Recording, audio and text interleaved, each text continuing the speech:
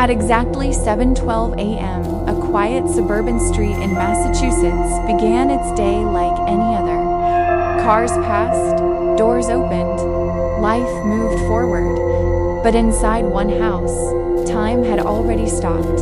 No screams, no struggle. Just a silence that felt wrong, the kind that settles in before tragedy is discovered.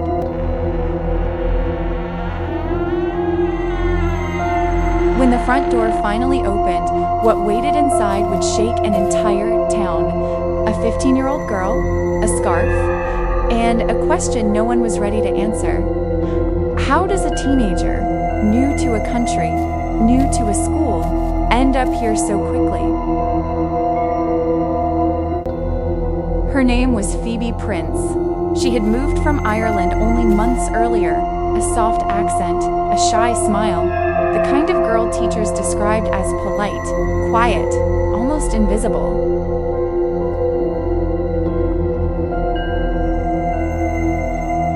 At first, school felt exciting. New friends, new beginnings. Phoebe wanted to belong, and she tried hard to fit in. But something shifted. Subtle at first, whispers that stopped when she walked by.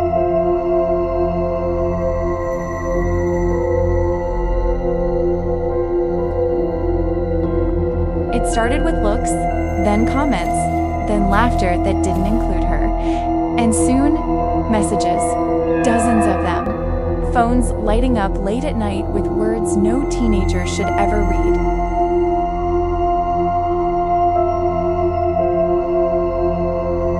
Some messages mocked her accent, others attacked her appearance, and some were far worse, telling her she didn't belong, telling her to disappear.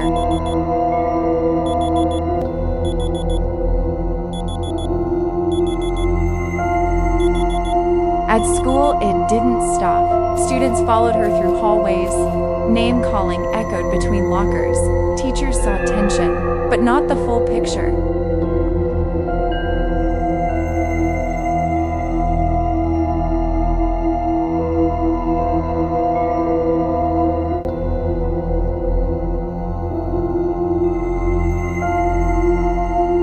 Phoebe tried to stay strong. She told her family she was fine.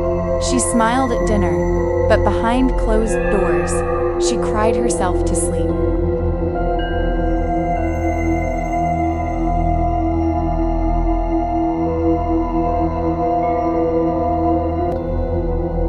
There were warning signs, a sudden silence, a change in her behavior. Notes written, but never shown. Pain hidden behind a teenager's attempt to seem okay.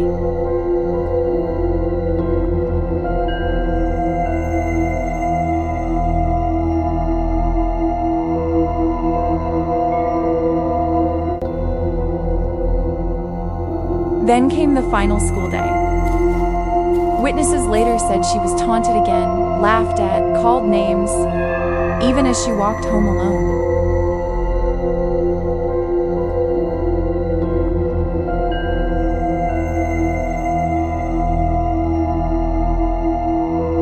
No one knew that would be the last time they'd see her alive. No one followed, no one stopped her. The hallway swallowed her presence and moved on.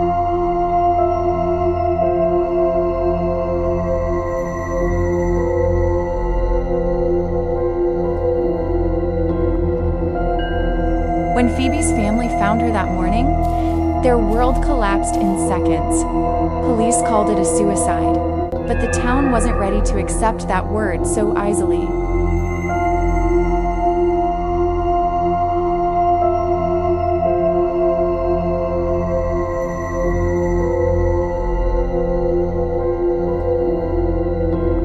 As investigators looked deeper, something disturbing emerged. Hundreds of messages, cruel posts, screenshots filled with humiliation, a digital trail of torment.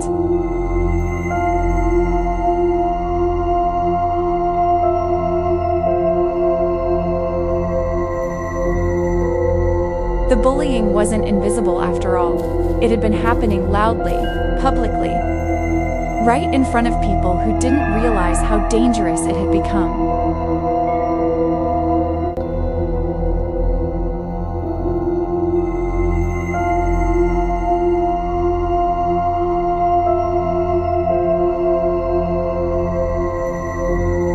Some students were charged. The case exploded nationwide. Headlines screamed her name, and suddenly everyone was asking the same question: who is responsible when words become weapons?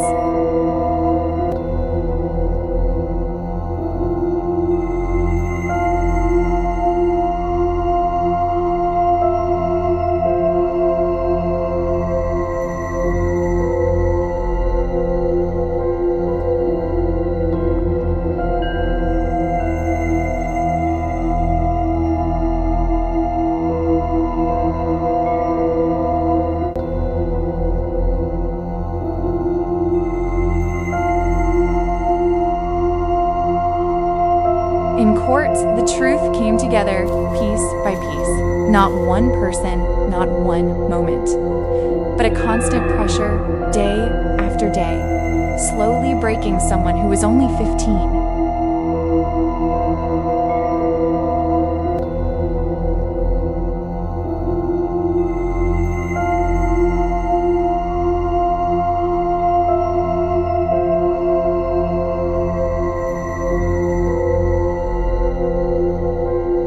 Phoebe hadn't left a dramatic goodbye.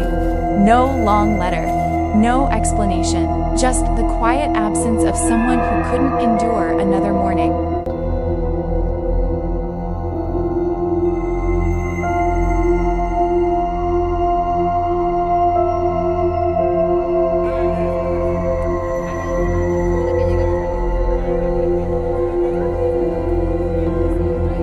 The final realization was unbearable.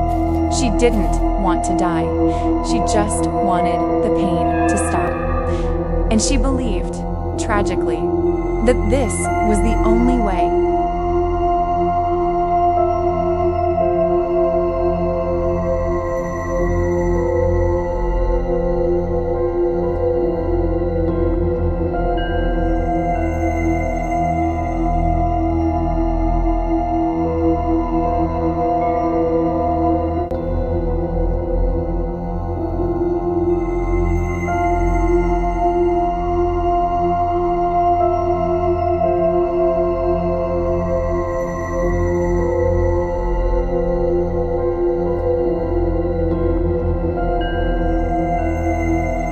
Her story changed laws, changed schools, changed conversations, but none of it brought her back.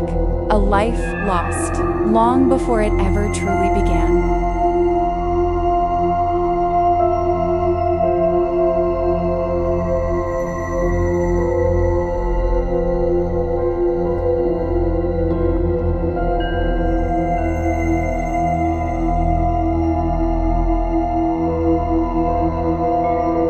Somewhere in that quiet house, time is still frozen at 7:12 a.m. And the most terrifying part isn't how Phoebe Prince died.